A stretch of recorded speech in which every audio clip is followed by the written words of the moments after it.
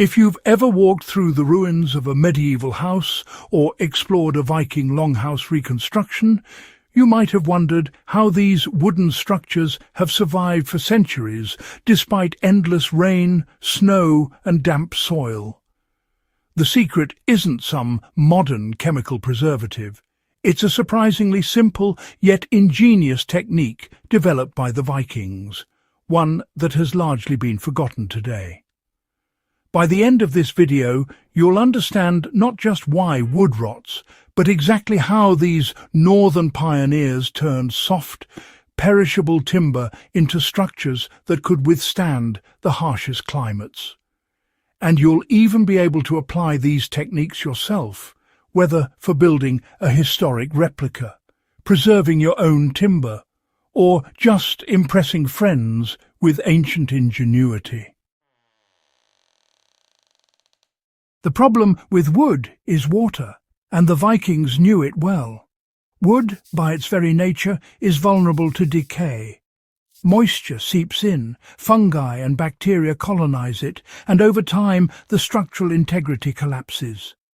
Modern solutions rely on chemical preservatives, pressure treatment, or synthetic coatings. But the Vikings had no such technology. They were limited to what nature offered, yet their wooden halls, boats and posts endured for centuries. The key insight they discovered is one that modern engineers are only beginning to appreciate again. Protect the wood from direct and prolonged contact with water and introduce natural substances that inhibit decay. Viking builders used a combination of drying, charring and natural oiling to make timber resistant to rot. First, they would select the right type of wood. Pine and oak were preferred not just for strength, but because of their natural resin content, which repels moisture and insects. After felling the trees, they would allow the logs to season, air-drying them slowly to reduce internal moisture. Too fast and the wood would crack, too slow and it would begin to mould. The truly clever step, which is often overlooked today, was the controlled charring of the wood surface. Known as shosugi-ban in later Japanese practice, the Vikings discovered that lightly charring the outer layer of the timber created a natural protective barrier. The heat carbonized the surface, making it far less permeable to water, and the blackened layer was naturally resistant to fungi and insect damage.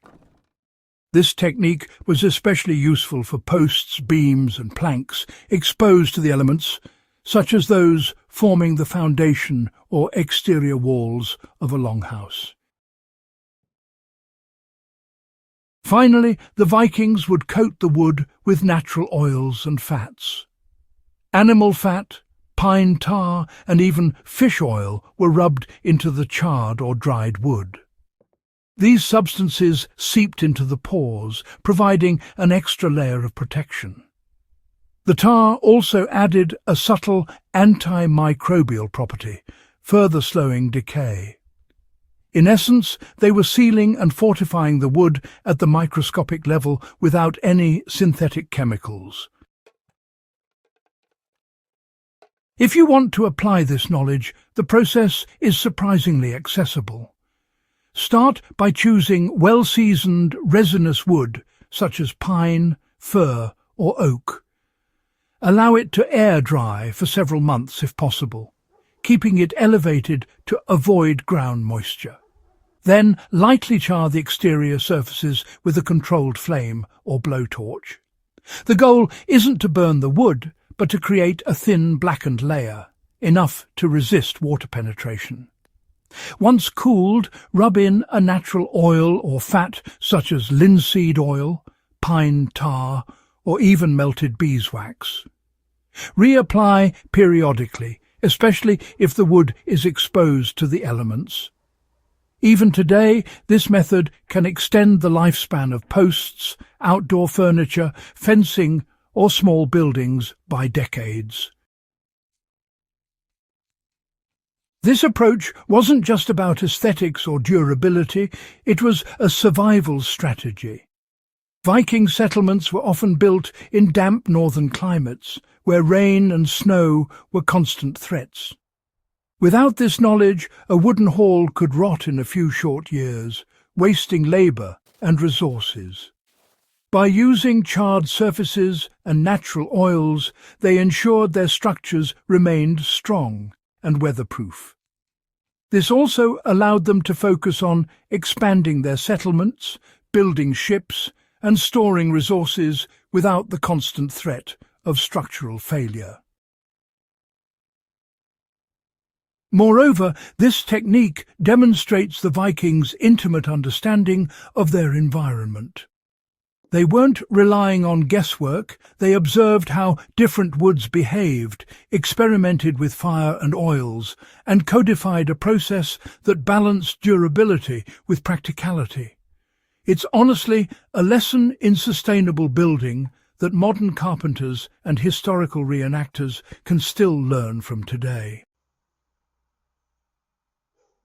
Today, you can integrate these Viking strategies into your own projects. Outdoor decks, garden posts, log cabins, or even wooden boats can benefit from charring and oiling. Historical reenactors or museum restorers use these methods to replicate authentic longhouses or Viking ships without resorting to synthetic chemicals. Survivalists and off-grid builders often turn to these techniques to maintain wooden structures in remote areas where replacement or modern preservatives aren't available. The principle remains the same. Reduce water absorption, protect against biological attack, and maintain the wood's integrity naturally. The lesson here is that ancient builders understood a simple truth. Durability comes from working with nature, not against it. By carefully selecting, treating and protecting wood, the Vikings preserved their buildings for generations. And you can do the same, combining historical wisdom with practical modern application. This isn't just a survival trick, it's a glimpse into the intelligence and resourcefulness of one of history's most renowned peoples. If this guide has sparked your interest in Viking techniques, historical building methods, or practical survival skills, make sure you subscribe to Echoes of Valor for more deep dives into forgotten knowledge. Share this video with fellow history enthusiasts, reenactors, and survivalists so we can keep these remarkable techniques alive. There's more to the past than you think, and every detail has a story to tell. Sometimes a lesson in longevity.